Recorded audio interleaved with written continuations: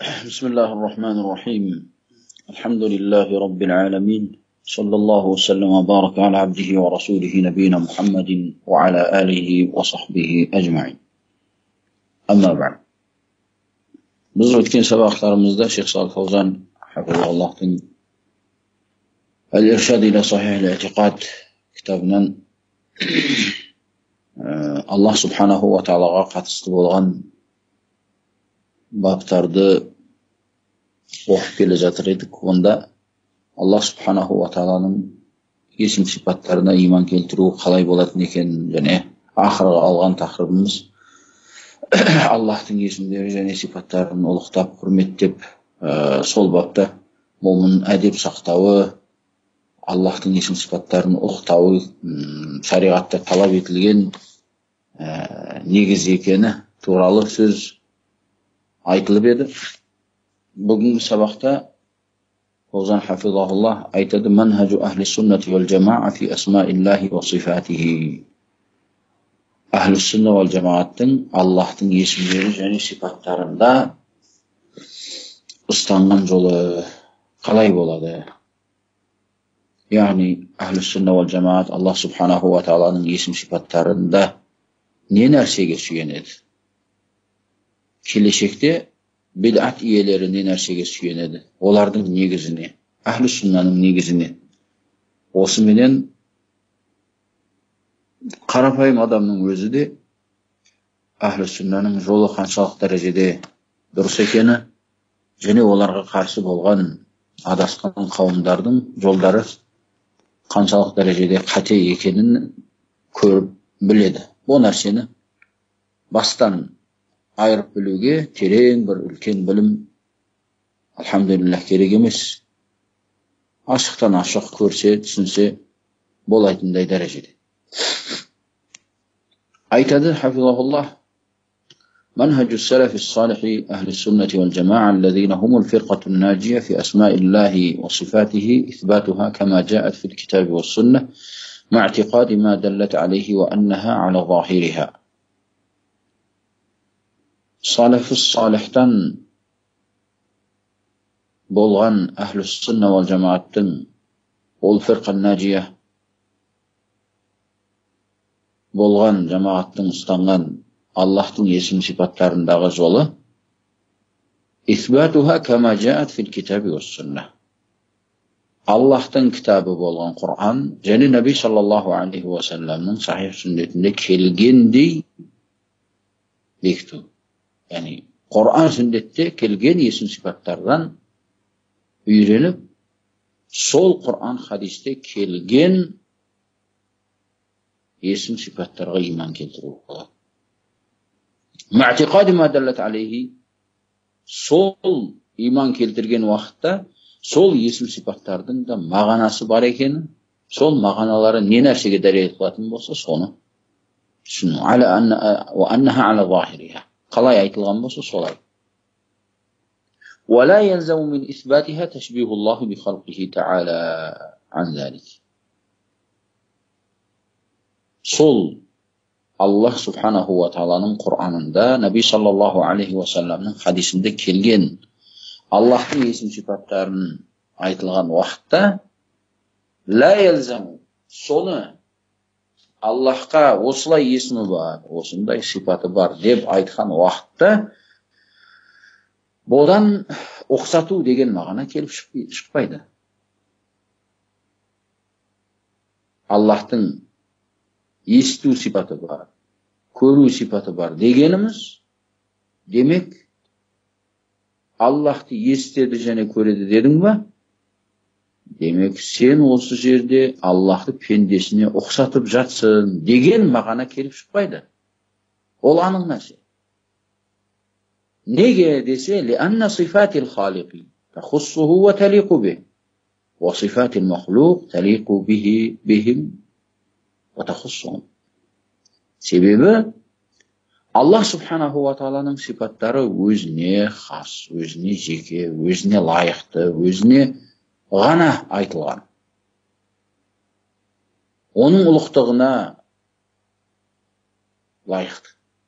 A pendening kishi pendening o'zine onun әлсіздігі, onun жаратылған екен. Аллахтың сипаттары жаратушынікі, пенденің сипаттары жаратылғандікі.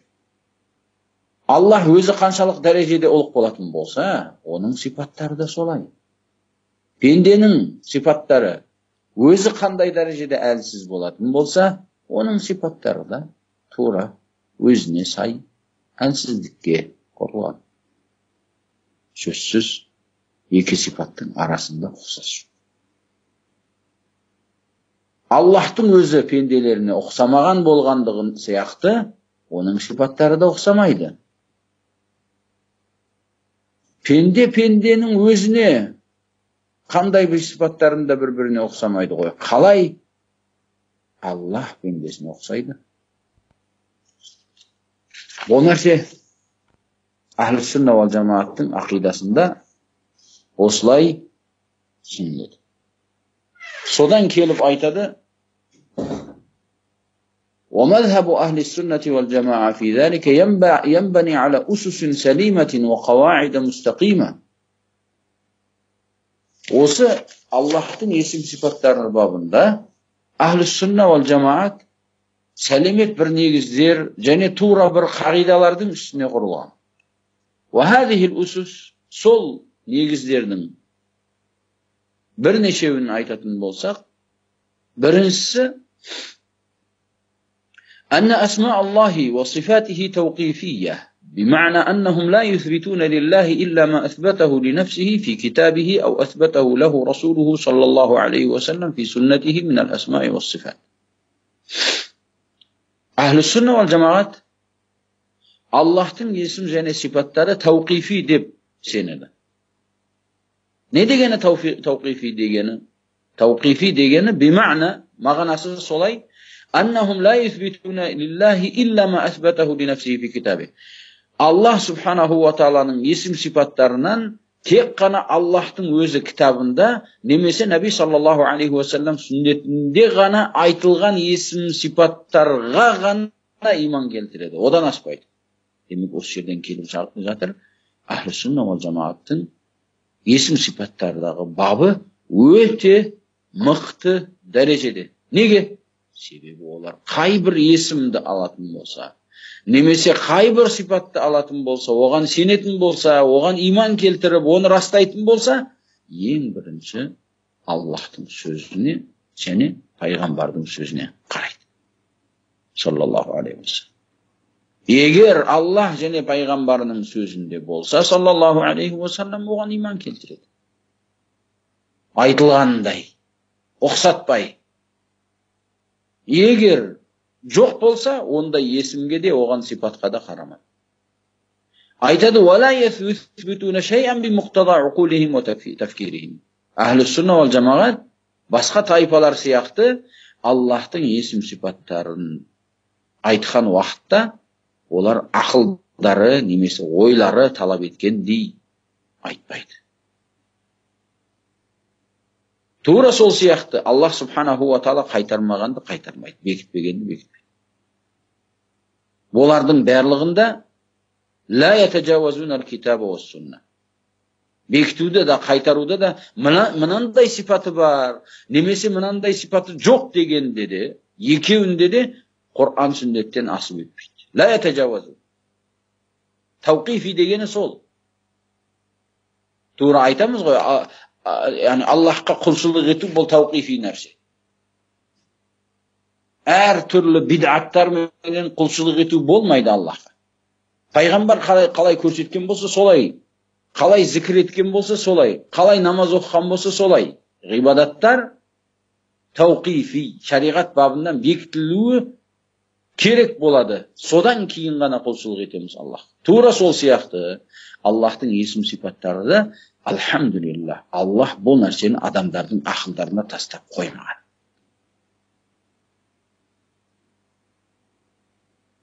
Тастап қоймаған. Бәлкім Құранның қай бір бетін ашып көретін болсаң, сол бетті сөзсіз көбінесе Аллахтың өзі туралы айтылған хабарлары бар. Не бір есіміне, не бір сипатына жолғасын.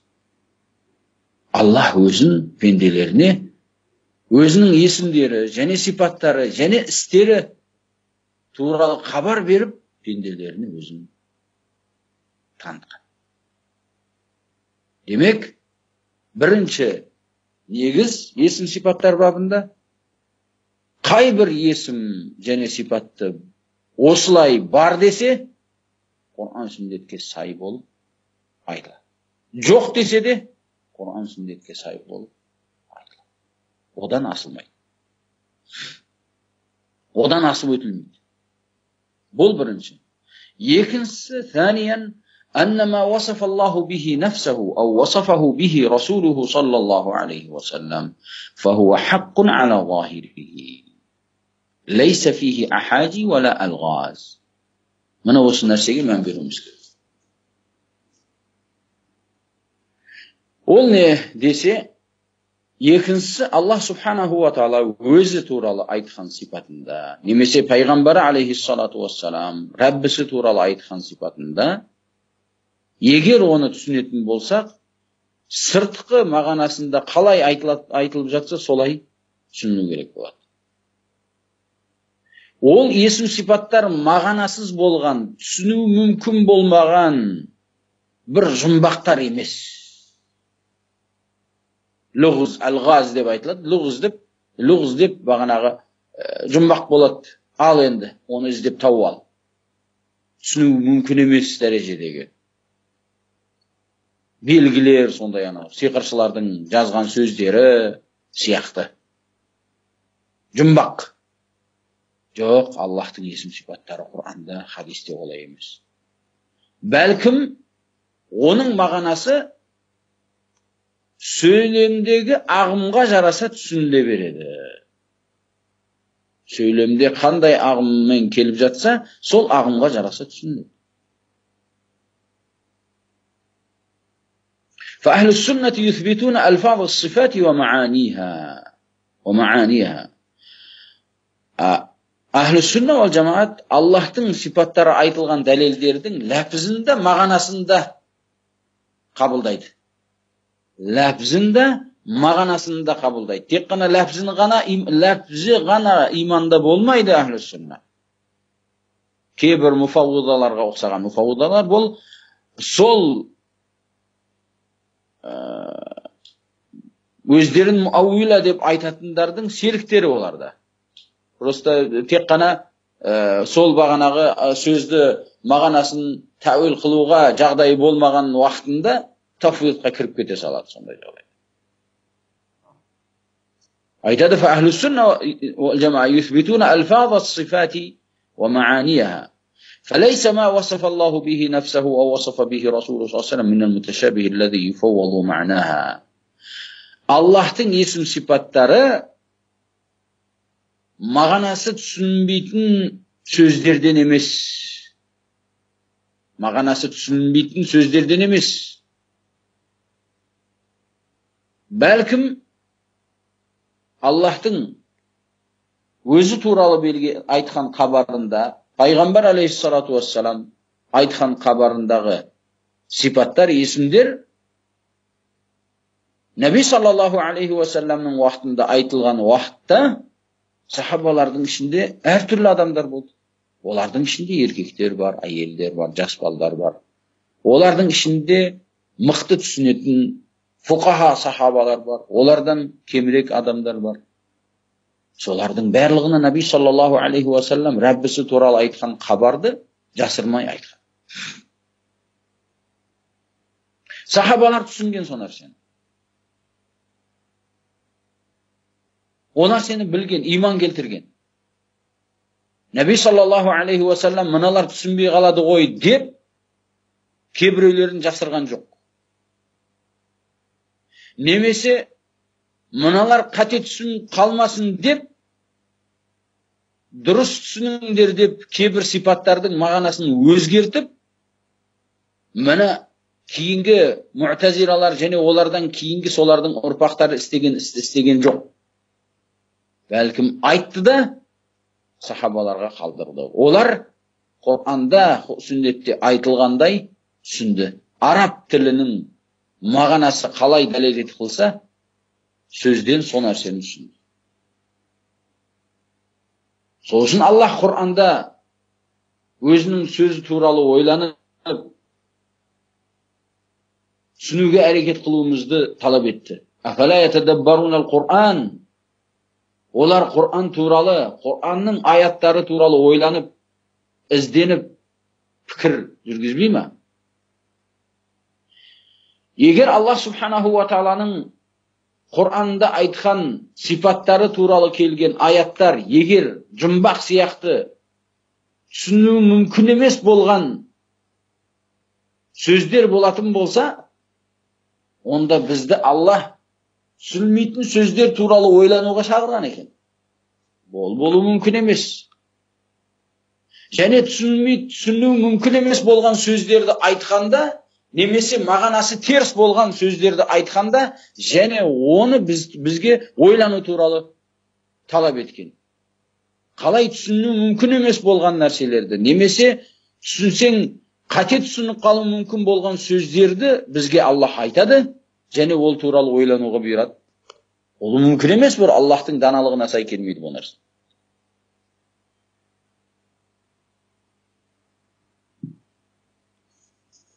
Демек, бізде Аллах Субханаху ва Тааланың сипаттары айтқан уақытымызда екі нәрсе бар. Біріншісі, Аллахтың сипаттары айтылған сөздердің мағыналары бар. Және екінші жағы сол мағынадан келіп шығатын оның жағдайы қандай екені бар. Бізге осы екі нәрсенің біреуі мәлім, екіншісі мәлім емес. Біріншісі мәлім, екіншісі мәлім емес. Мәлім нәрсе оның мағынасы. Не екенін, не нәрсеге дәлелет қылып жатыр. Мағынасы не түсінеміз, ол мәлім нәрсе.